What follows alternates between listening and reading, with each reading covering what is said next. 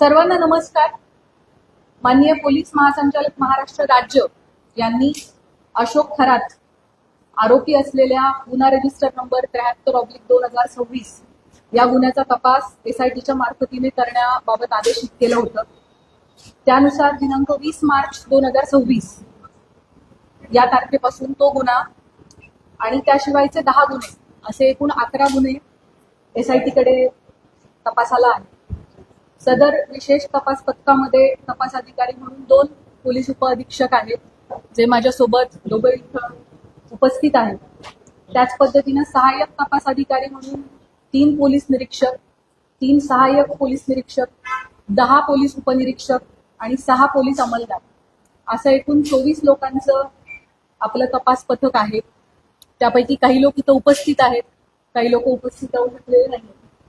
अशोक खरात याच्या विरुद्ध नाशिक आणि नगर जिल्हा या दोन्हीमध्ये मिळून एकूण 12 गुन्हे दाखल झालेले आहेत, ज्यामध्ये अशोक खरात आरोपी आहे. या 12 गुन्ह्यांपैकी 9 गुन्ह्यांचा तपास हा SIT करत आहे, 2 गुन्ह्यांचा तपास अहिल्यानगर पोलीस करत आहेत आणि एका गुन्ह्याचा तपास नाशिक शहर पोलीस करत आहेत. आणि अशोक खरात विरुद्ध नसलेले मात्र या विषयाशी संबंधित असे 2 गुन्हे दाखल आहेत.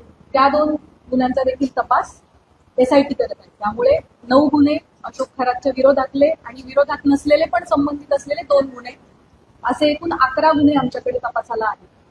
गुन्ह्यातील आरोपी विरुद्ध दाखल केलेल्या गुन्ह्यांपैकी आमच्याकडे असलेल्या गुन्ह्यांपैकी 8 गुन्हे हे महिला लैंगिक अत्याचाराचे गुन्हे आहेत आणि उर्वरित 3 गुन्हे हे फसवणूक आणि त्याच्यासोबतच अंधश्रद्धा विरोधी कायदा, सावकारी अधिनियम 2014 आणि इकॉनॉमिक ऑफेन्सेसची इतर रिलिव्हंट कलम याप्रमाणे दाखल आहेत.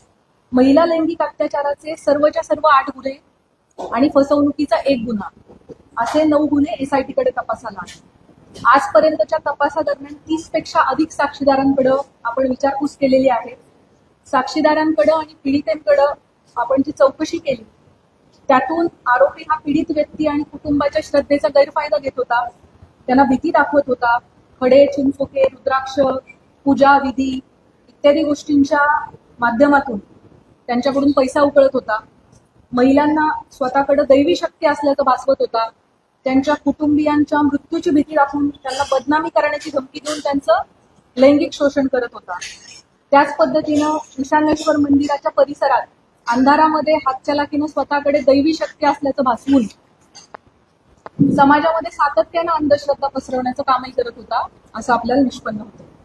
महिला अत्याचाराच्या संदर्भाने दाखल 8ही गुन्ह्यांमध्ये पीडिता आणि त्यांचे कुटुंबीय हे अतिशय धाडसाने समोर आलेले आहेत आणि त्यांनी फिर्याद दाखल केली आहे. त्याच्यामुळेच आपण आरोपीवरती कायदेशीर कारवाई करू शकत आहोत.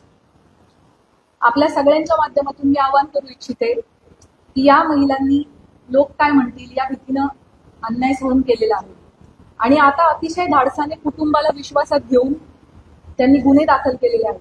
त्यामुळे त्यांची ओळख उघड न करणे, सोशल मीडियावरती त्यांचे व्हिडिओज न पसरवणे, आपल्या मोबाईल्समध्ये असे व्हिडिओ न बाळगणे हे आपल्या सगळ्यांचं नैतिक कर्तव्य तर आहेच, पण त्याचबरोबर माननीय सर्वोच्च आणि उच्च न्यायालयाचे देखील तसे कठोर निर्देश आहेत.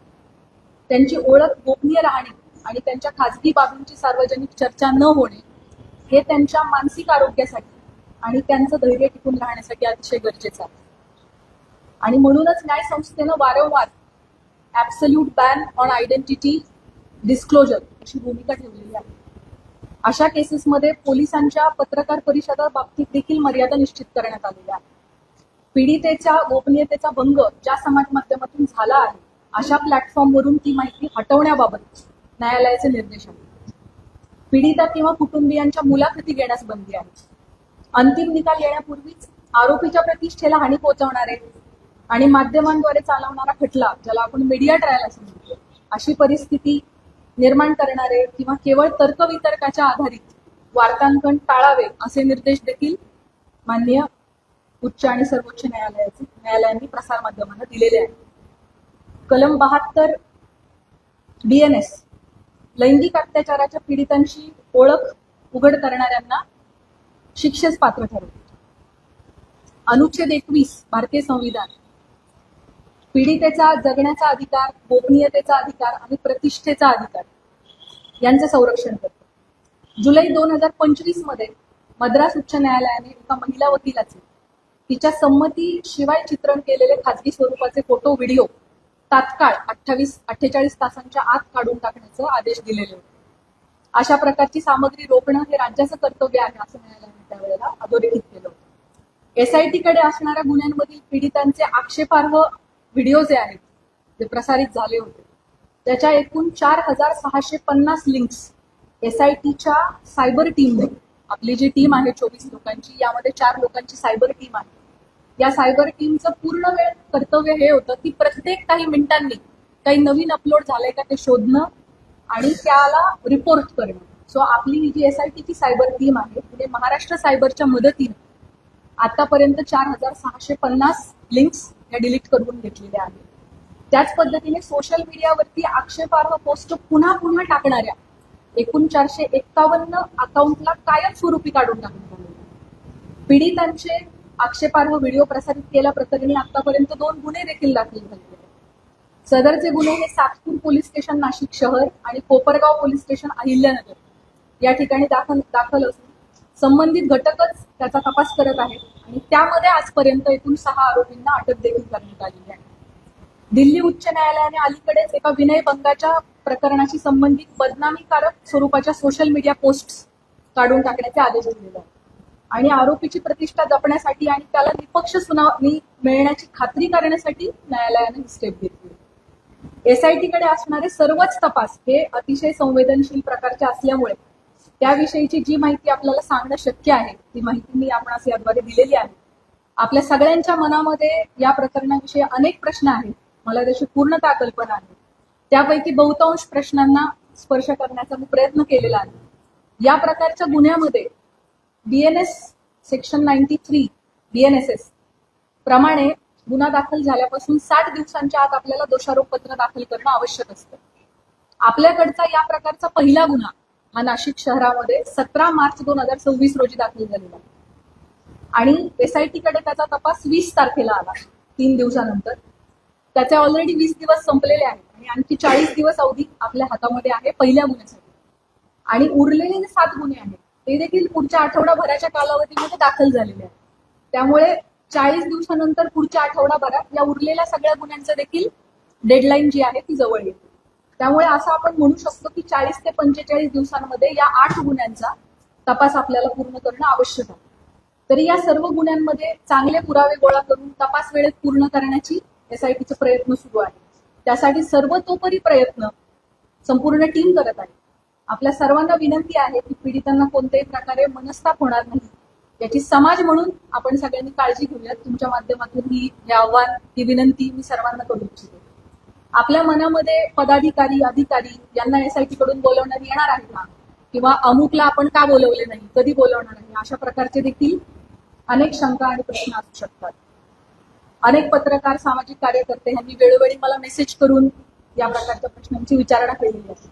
त्याबाबत मी सांगू इच्छिते की आपल्याकडे दाखल गुन्ह्यामध्ये फिर्यादी आणि साक्षीदार जे सांगतात त्याच्या अनुषंगाने तपास होत असतो. तपासादरम्यान जे पुरावे समोर येतात त्याप्रमाणे पुढील तपास केला जातो.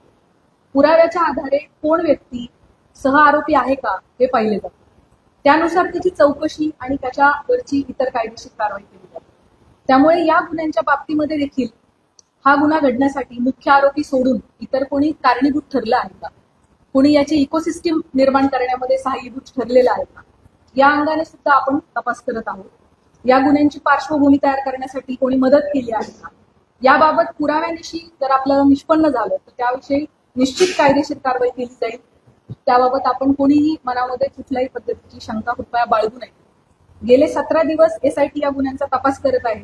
आमचा तपास अजूनही सुरू आहे. त्यामुळे बहुतांश प्रश्नाची उत्तरं मी दिलेली आहेत. काही प्रश्न कदाचित अनुत्तरित राहिलेले असतील, परंतु जसजसा तपास पुढे जाईल तशी तशी आपल्याला त्या प्रश्नांची पण उत्तर मिळतील. महत्वाच्या टप्प्यांवरती एसआयटी कडून आपल्याला ब्रीफिंग दिले जाईल.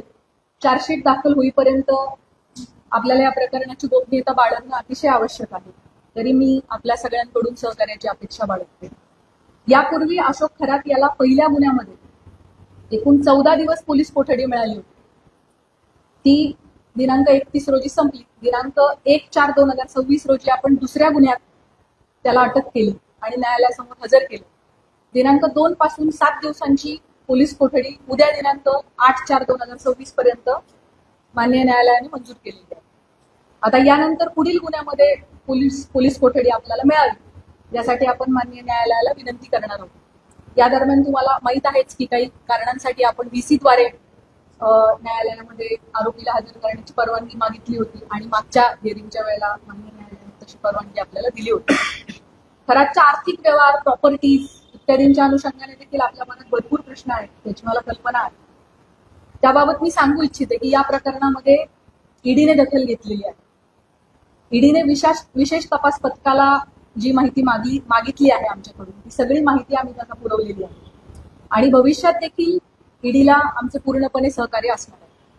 भारतीय राज्यघटनेच्या कलम 51(अ) मध्ये भारतीय नागरिकांची मूलभूत कर्तव्ये सांगितलेली आहेत. त्यामध्ये वैज्ञानिक दृष्टिकोन आणि चौकस बुद्धीचा विकास करणे हे आपल्या सगळ्या नागरिकांचे मूलभूत कर्तव्य आहे असं आपलं संविधान सांगतं.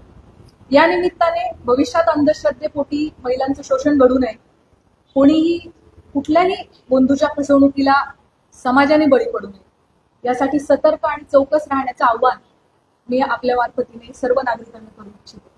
अतिशय शॉर्ट नोटीसवर सर्व पत्रकार बंधू भगिनी या प्रेस कॉन्फरन्ससाठी उपलब्ध झालेले आहेत, उपस्थित झालेले आहेत. त्या सगळ्यांचे मी मनापासून आभार मानते आणि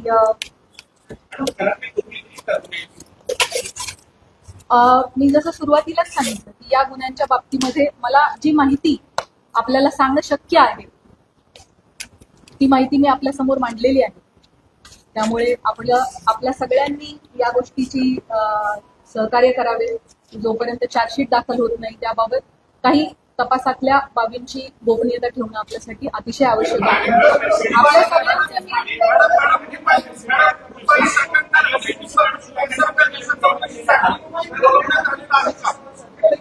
मी आपल्याला मला वाटतं ह्या सगळ्या प्रश्नांची उत्तरं मी ऑलरेडी आपल्याला दिलेली आहे.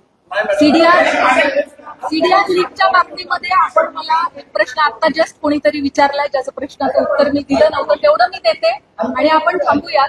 अल्पवयीन यामध्ये कुणीही नाहीये. दुसरा जो प्रश्न सीडीआरच्या बाबतीत याची शासन स्तरावरती चौकशी होत आहे. त्या बाबतीत चौकशीत जे काही निष्पन्न होईल ते आपल्या समोर येईल. थँक्यू. जय हिंद, जय महाराष्ट्र.